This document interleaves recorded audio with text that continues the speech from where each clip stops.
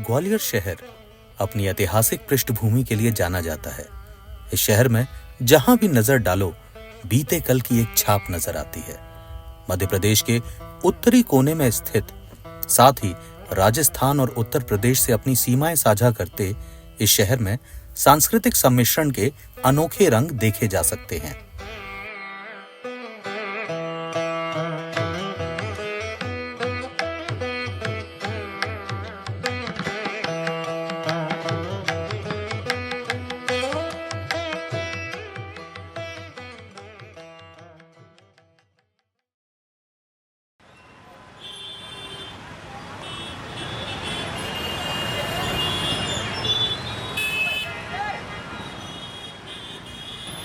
वक्त के साथ देश बदल रहा है और साथ ही यह शहर भी, लेकिन इस शहर की खासियत है कि इस बदलाव के साथ साथ यह अपनी सांस्कृतिक धरोहर को संजोए हुए है। वैसे तो महाराज बाड़े को शहर का दिल कहा जाता है, मगर बाड़े पर स्थित यह ऐतिहासिक 3 मंजिला इमारत इस शहर की खूबसूरती पर 4 चांद तो लगाती ही है, साथ ही हजारों दिलों को अपने इल्म की रोशनी से रोशन भी करती है।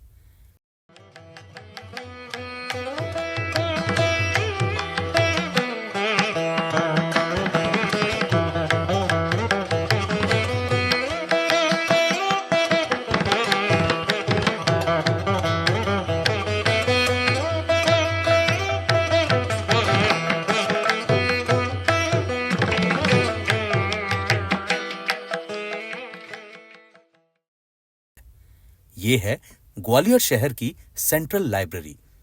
इसकी स्थापना हुई थी वर्ष 1928 में और इसे एलिजा बहादुर लाइब्रेरी के नाम से जाना जाता था। उल्लेखनीय है कि भारत सरकार की स्मार्ट सिटी योजना के अंतर्गत Gwalior smart city corporation limited द्वारा लगभग 11.25 करोड़ की लागत से शासकीय केंद्रीय पुस्तकालय के ऐतिहासिक भवन का जीर्णोद्धार किया गया और इस पुस्तकालय को डिजिटल लाइब्रेरी कम नॉलेज शेयरिंग सेंटर के रूप में तैयार किया गया। इस ऐतिहासिक भवन का इस्तेमाल 1928 से पहले महाराज द्वारा अपने दरबार के लिए किया जाता था और साथ ही इसके बेसमेंट में तहखाना और काल कोठरी हुआ करती थी। इस 3 मंजिला भवन में 50 कक्ष हैं और यह लगभग 30,000 स्क्वायर फीट के एरिया में फैला हुआ है।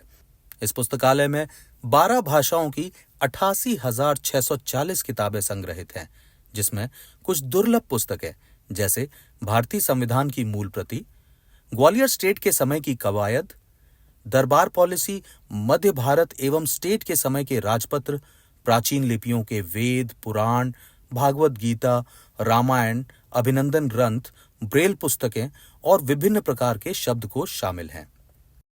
हमारे इस ग्वालियर में दौलत राव सिंधिया राजवंश के एक ऐसे राजा हुए जिन्होंने इस नगर को और भी अधिक साहित्यिक विकास करने के लिए यहाँ एक प्रेस, एक छापाखाना निर्माण कराया था इसी महाराज बाड़े पर, और उस छापे खाने का नाम था आलीजहा प्रेस। इसी आलीजहा प्रेस से पद्माकर की पहली पुस्तक जगन विनोद प्रकाशित हुई थी और पद्माकर ग्वालियर सिंधिया वंश के दरबार में रहे थे। उसी दौर में ये एक बहुत बड़ा पुस्तकालय, वाचनालय इस नगर वासियों के लिए बनाया गया था। 20 नवंबर 2005 को राजा राम मोहन राय पुस्तकालय प्रतिष्ठान कोलकाता द्वारा शासकीय केंद्रीय पुस्तकालय ग्वालियर को भारत के मध्य प्रदेश के मुख्य आंचल के राष्ट्र स्तरीय जिला पुस्तकालय अवार्ड से नवाजा गया था। यह पुस्तकालय मध्य प्रदेश शासन शिक्षा विभाग के अधीन है तथा इसका संचालन स्कूल शिक्षा से आवंटित बजट से किया जाता है। इस पुस्तकालय को मध्य प्रदेश के प्रथम सेंटर ऑफ एक्सीलेंस के रूप में तैयार करने की प्रक्रिया जारी है। सेंटर ऑफ एक्सीलेंस के संबंध में अगर बात की जाए तो अभी हम आगे चल करके इसमें आपके साइबर सिक्योरिटी के कोर्सेज हैं, उन कोर्सेज को आगे शुरू करना चाह रहे हैं। ये बच्चों के बैठने की जो कैपेसिटी है लगभग अभी करीब 1 बैच में कहा जाए, जैसे अपने यहाँ 2 बैच चलते हैं, 150 के आसपास बच्चों के बैठने की व्यवस्था है। तो उस स्ट्रेंथ को भी हम बढ़ाना चाहते हैं जिससे कि मैक्सिमम बच्चे इसका लाभ ले सकें। इसके अलावा हमारा ऊपर कैफेटेरिया है जो भी शुरुआत नहीं हो पाई है, बल्कि कंप्लीट है, उसके टेंडर वेंडर करवाने हैं। तो हमारा एक प्रयास ये है कि हमारे ग्वालियर के अंदर ये जो लाइब्रेरी है एक ऐसे रूप में आए कि हमारे पूरे मध्य प्रदेश में ऐसी कोई लाइब्रेरी ना हो। बाहर से प्राचीन दिखने वाली यह इमारत अंदर एक से एक आधुनिक उपकरणों से लैस है। यहाँ हर किताब पर RFID टैगिंग है। इसमें सबसे ज्यादा फायदा यूजर का है। यूजर का क्या है, उसका टाइम खराब नहीं हो रहा। वो आया, लाइब्रेरी का उद्देश्य है कि पाठक का समय बचाओ, तो वो आया, उसको विदिन 10 मिनट्स बुक मिल जाती है। ओल्ड लोग जो आते थे पहले, उनको किताब कहते थे, अब मैथिली सुनी किताब ही नहीं मिल रही है। अब इस डिवाइस से ये फायदा हुआ है कि वो किताब उनको मिल जाती है, यहाँ रखिए, तो ये फायदा। यदि कोई बिना इशू कराए किसी किताब को बाहर लेकर के जाता है तो गेट पर लगे RFID डिटेक्टर उसे ऑटोमेटिकली डिटेक्ट कर अलार्म बजा देते।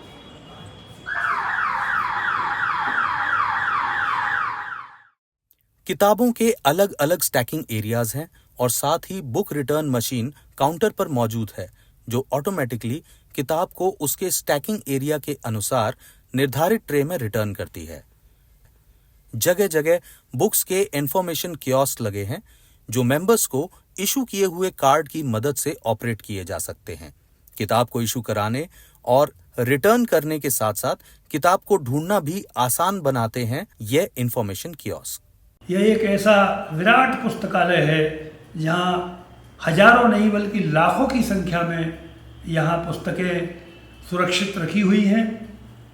और मेरा अपना जो अनुभव रहा है इस पुस्तकालय के साथ जुड़ने का, वो अत्यंत प्राचीन है। लगभग 60 वर्ष पहले से मैं इस पुस्तकालय से जुड़ा रहा हूँ, जहाँ देश की सभी पत्र पत्रिकाएँ आती रही हैं और जो हमारा मध्य प्रदेश संदेश है वो ग्वालियर से ही प्रकाशित होता था, वह भी यहाँ हमेशा पढ़ने को मिलता था और उसका प्रिंटिंग भी इसी आलीजा प्रेस से हुआ करता था।